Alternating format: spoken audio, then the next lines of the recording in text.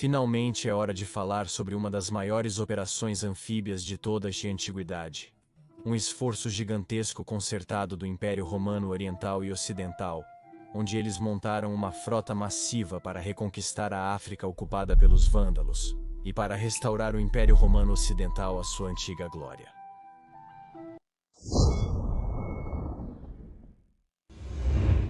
Um dos pontos mais importantes para mim ao começar este canal é que eu estava incomodado com a forma como o final do Império Romano é frequentemente retratado de forma muito simplificada. Toda a história de 100 anos desde a Batalha de Adrianópolis até a queda do Império Romano do Ocidente cerca de 100 anos depois, às vezes é simplificada em uma única frase. Meu objetivo é mostrar que em nenhum momento o destino do Império Romano do Ocidente foi totalmente determinado. Na verdade, muitas vezes aplicamos uma retrospectiva injusta e dizemos que ele tinha que cair. Isso é fácil de dizer da nossa perspectiva, mas para os romanos daquela época nunca foi um acordo totalmente fechado. Poderia ter sido salvo muitas vezes, como eu discuti nesses dois vídeos, e em 468 d.C., ou 1221 anos após a fundação da cidade de Roma. 1221 anos após a fundação da cidade de Roma, ambos os impérios romanos se uniriam pela última vez e mostrariam ao mundo do que Roma ainda era capaz. E por favor, curta este vídeo e se inscreva, para que você não perca nenhum vídeo futuro sobre a fascinante era do final do Império Romano. E por favor, o Império Romano do Oriente era governado pelo imperador Leão I. Ele era imperador desde 457. O Oriente teve um tempo muito difícil pouco antes, ao enfrentar Átila, o Huno, mas em 447 eles conseguiram pagar Átila, fazendo-o se voltar para o oeste, onde o Império Ocidental então teve que lutar contra os hunos. Por razões que eu expliquei neste vídeo aqui, o Império Ocidental estava em pior estado do que o Oriente. Mas nem toda esperança estava perdida, apesar de muitos contratempos que o oeste teve que suportar. O assassinato de Stílicho, a morte prematura do capaz Constantius III, o assassinato de Aétios, o assassinato de nosso herói imperador Majorian. Todos esses foram contratempos brutais, e ainda assim, nem tudo estava perdido. Pois um novo imperador havia sido enviado ao oeste nesta hora mais sombria de 467 d.C., 1220 ab urbi condita, por Léo I. Um homem chamado Procópios Antémios, sobre quem eu falei neste vídeo aqui.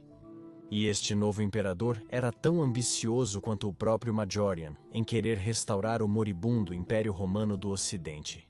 E ele sabia que, para conseguir isso, a África ocupada pelos vândalos teria que ser reconquistada. A África caiu para esta tribo germânica que conseguiu atravessar o Estreito de Gibraltar em 429 e, em uma série de guerras, finalmente capturou quase a totalidade da antiga província romana da África, em 439, quando Cartago caiu para os bárbaros invasores. Um pequeno remanescente, o Reino Romano Mauro, resistiu, e vamos falar sobre este fascinante Reino Romano em outro vídeo.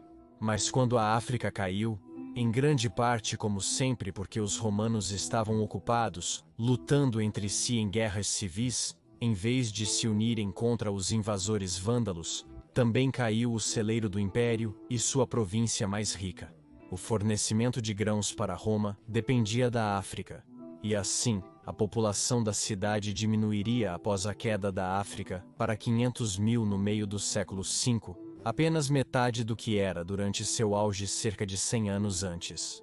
Mas a importante receita fiscal desta província também era extremamente importante para o tesouro do Império Ocidental, e, consequentemente, para permitir que o Império Ocidental recrutasse e pagasse novos exércitos.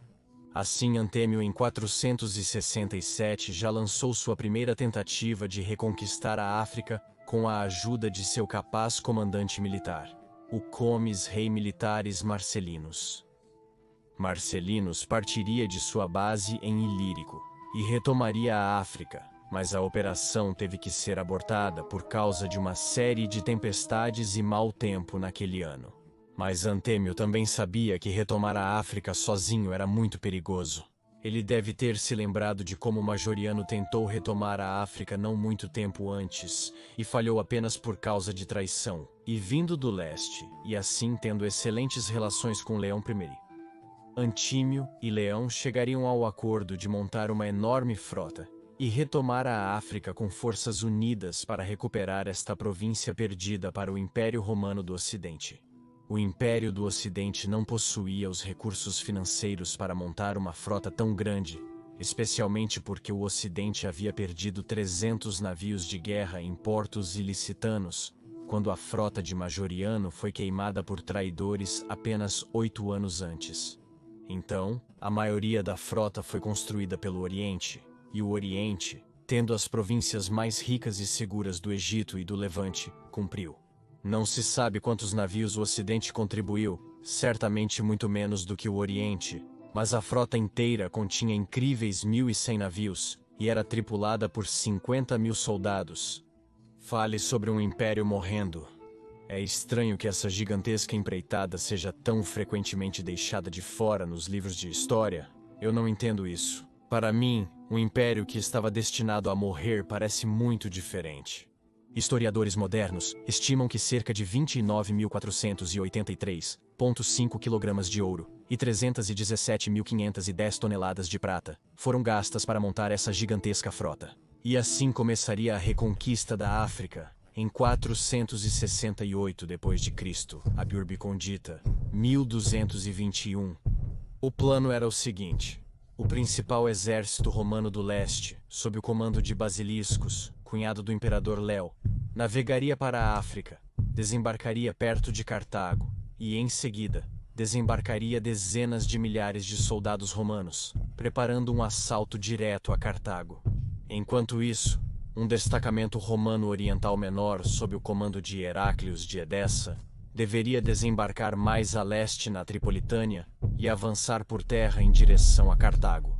Enquanto isso, a frota romana ocidental sob o comando do Comus Marcellinus, agora também um bom amigo do imperador Anthemius, deveria conquistar a Sardenha ocupada pelos vândalos. Com essa abordagem tripla, qualquer chance de ataque surpresa dos vândalos pelo interior seria eliminada, de modo que Cartago, a capital dos vândalos, estaria completamente cercada pelos romanos. É desconhecido se Anthemius participou dessa enorme empreitada, ou se ele ainda estava em Roma. Mas sabemos que o Magister Militum do Oeste, Ricimer, não estava envolvido nessa operação. Ele foi completamente ignorado, porque compreensivelmente ninguém gostava dele. Afinal, foi ele quem matou Majorian, e Marcellinus tinha sido muito leal a Majorian. Na verdade, Marcellinus se separou do Império Ocidental como uma reação à traição de Ricimer a Majorian, da mesma forma que Aegídius também se separou na Gália. Então, provavelmente no verão de 468 começaria este dia D da Antiguidade. A enorme frota romana oriental sob o comando de Basiliscos e a pequena frota secundária sob o comando de Heráclios deixaram Constantinopla. Enquanto isso, a frota ocidental sob o comando de Marcellinus havia deixado sua base em Ilírico e navegado para a Sardenha. O principal exército oriental estava agora a caminho da África, mas antes de navegar para a África, Basiliscos decidiu se preparar e reunir mais provisões na Sicília. Enquanto isso, Marcellinus teve um excelente progresso e conseguiu conquistar a Sardenha dos Vândalos. No leste, Heráclios havia desembarcado na Tripolitânia e havia descarregado seus soldados. Ele avançou por terra enquanto sua frota navegava ao seu lado. Isso também estava indo de acordo com o plano. Ele derrotou todos os vândalos que tentaram atacar seu exército, enquanto todas as cidades rapidamente mudaram de lado para os romanos. Não deve ser esquecido que a vasta maioria das pessoas que viviam no reino vândalo ainda eram romanos e falavam latim. Heráclios, portanto, conquistou a Tripolitânia com relativa facilidade e avançou para o oeste. Enquanto isso, o exército principal sob o comando de Basiliscos havia deixado a Sicília e desembarcado perto de Cabo Bom, cerca de 50 quilômetros a nordeste de Cartago. Aqui, já testemunharíamos a incompetência de Basiliscos pela primeira vez.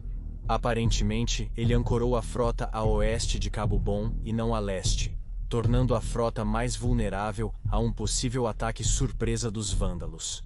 Ele estava tão confiante de uma vitória romana devido às suas forças superiores. Nesse ponto, Heráclius estava fazendo bons progressos em terra, conquistando rapidamente o território vândalo. Enquanto isso, Marcellinus havia retornado da Sardenha e estava ancorando na Sicília, preparando-se para se juntar à frota principal de basiliscos e se juntar ao ataque a Cartago. Enquanto isso, Gaiseric, o lendário rei dos vândalos, sabia que era impotente contra tal força. Sua frota, assim como seu exército, não poderia de forma alguma igualar a dos romanos. Assim, ele enviou mensageiros para a frota romana, ancorada em Cap Bon, buscando a paz e pedindo tempo para poder atender às demandas romanas. Procópios é uma excelente fonte aqui, e podemos ler no terceiro livro de sua História das Guerras, que Basiliscos foi selecionado como general pelo imperador Léo, na esperança de que ele equilibrasse a crescente influência do estrangeiro Magister Militum do Oriente, Aspar, que buscava controlar Léo. O Magister Militum romano oriental também fazia parte da expedição. No entanto, desconhecido por Léo, Basiliscos buscava a amizade de Aspar para avançar seus próprios planos para o trono oriental. E de acordo com Procópios, Aspar, citação, insistiu repetidamente que Basiliscos deveria poupar os vândalos e Geiseric, fim da citação. Poderia ter acabado ali mesmo para os vândalos.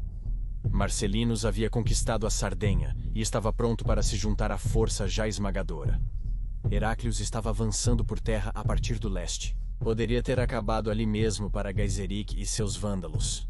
A África teria sido reconquistada e reincorporada ao Império Romano do Ocidente. Com a base tributária restaurada e essa enorme receita, o Império Romano do Ocidente teria tido uma verdadeira chance de luta para retomar o controle, estabilizar e, sim, talvez até com o tempo, reconquistar algumas das províncias perdidas na Gália e Hispania, porque agora teria de repente um tesouro cheio e seria capaz de levantar novos exércitos que reconquistariam o território romano perdido na Gália e Hispania, como Majorian havia conseguido não muito tempo antes.